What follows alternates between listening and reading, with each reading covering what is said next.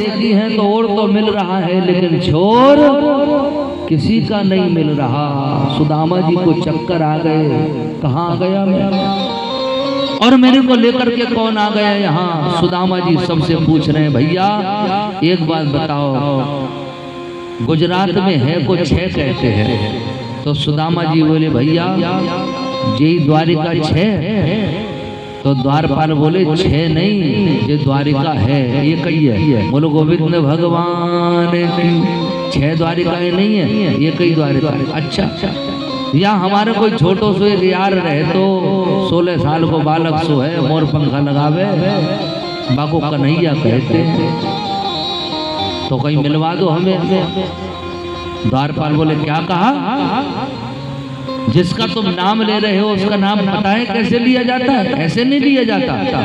उसका नाम है श्री श्री परम ब्रह्म परमात्मा जगदीश जगदीश्वर ऐश्वर्य लोकनाथ परम ब्रह्म श्री कृष्ण चंद्र भगवान। बोलो गोविंद भगवान।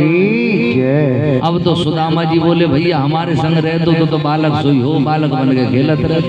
आज इतना बड़ा नाम हो गया, अरे तो बहुत बड़ा आदमी बन गया होगा भैया। अब हमको पहचाने का भी कि नहीं पहचाने, चल तू जा करके किया इतना काम कर। अब वो द्वारपाल सुदामा जी को बोले कि भैया आप बाहर खड़े रहो जरा, और हम अभी जाते हैं, आपका परिचय बताते हैं। बोले नाम नहीं बताओगे तो चलेगा, बस हमारी वेशभूषा बता देना। सोई महाराज द्वारपाल कन्हैया के पास गए और ठाकुर जी से कहने लगे, द्वार खड़ो दुज दुर्बल का, रहो चतुसो वसुधा अभिरामा, पूछत दीन दयाल को धाम, बतावत आपनो नाम सुदामा। एक कोई ब्राह्मण खड़े हुए हैं जिनका नाम सुदामा नाम बता रहे हैं। फटी हुई सी धोती है और लाठी डंडा हाथ में लिए हुए आ रहे हैं। कहाँ से आए हैं, कौन है, कुछ नहीं जानते, पोटली सी दवाई फिर रहे हैं और देखने में तो दरिद्र लगते हैं, कोई भिक्षु लगता है।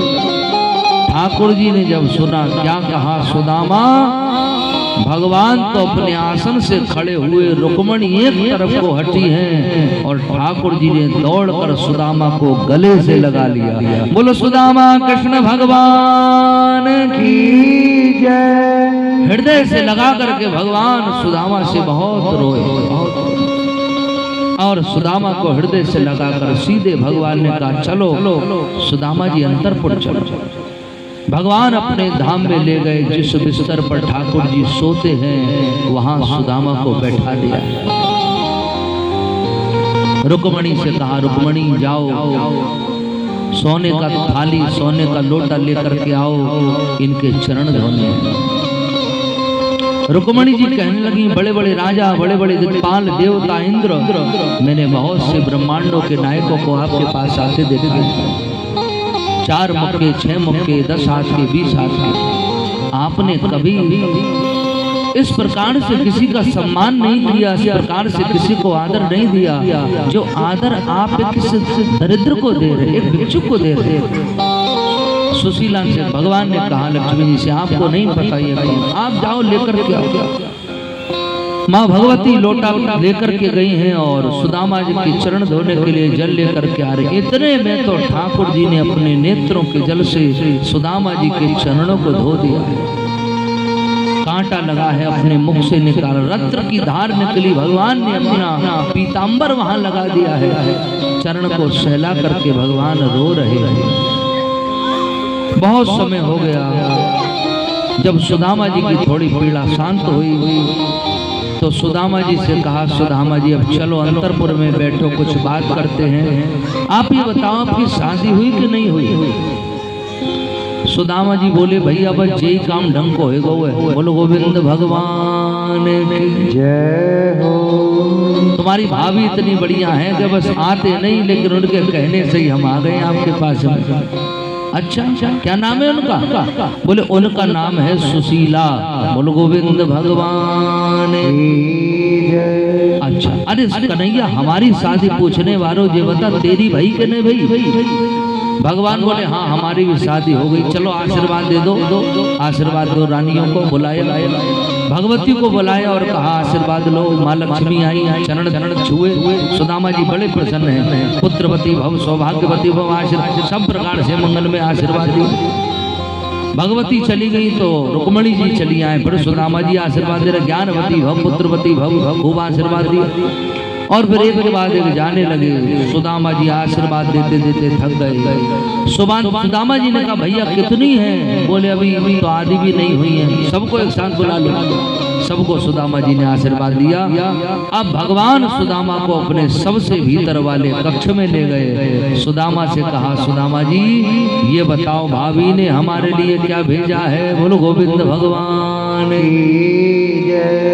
सुदामा जी सोच रहे हैं कि ये भगवान है, बड़े बड़े देवता जाको जने काय काय को भोग लगाते होंगे, और ये चावल की पोटली मैंने निकाली तो भगवान मेरी इज्जत तो खैर नहीं जाएगी, लेकिन भगवान के उतने देवी देवता भगवान की स्तुति गाते हैं, वो क्या सोचेंगे? बताओ कैसे कैसे मिलने वाले पाल रखे, कैसे कैसे लोगों से भगवान ने अपना रिश्ता जोड़ रखा है। धरती पर अकिंचन, जिसके पास कोई साधारण वस्तु भी नहीं है, और ऐसे को भगवान ने अपने सिर पर बैठा रखा है। काय बात का भगवान होगा ये?